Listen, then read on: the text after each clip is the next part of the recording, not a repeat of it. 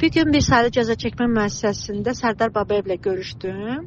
O hələ də kamera tipli otaqda saxlanılır. Düzdür, ona məlumat veriblər ki, 3 ay kamera tipli otaqda saxlanılmalıdır. Lakin o qərarı bugünə qədər bizə verməyiblər.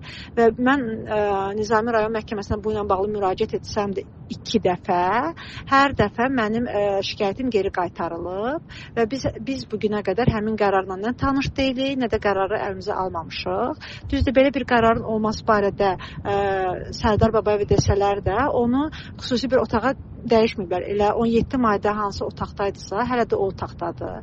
Amma kamera tipli otaqda saxlanılan şəxslərin hüquqları biraz daha fərqlidir.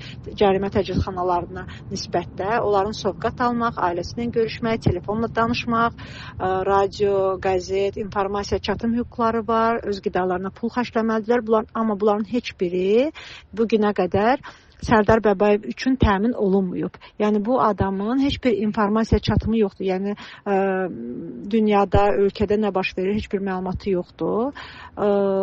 Və qidasına da pul xərcləyə bilmir. Çünki dəfələrlə xahiş etsə də ona icazə verməyiblər ki,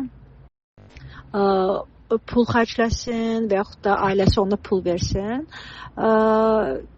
Mən müvafiq qurumlara, Ombudsman aparatına, penitensiar xidmətə, tibb baş idarəsinə Sərdar Babayevin durumu ilə bağlı müraciətlər etmişəm. Dəfələrlə müraciət etmişəm, amma çox təəssüf ki, hələ müraciətlərimə müsbət bir cavab gəlməyib və Nizami rayon məhkəməsinə də Sərdar Babayevin qanunsuz olaraq cərimə təcridxanasında və kamera tipli otaqda saxlanmasına bağlı müraciət etmişəm. 4 dəfə bizim şikayətimiz geri qaytarılıb.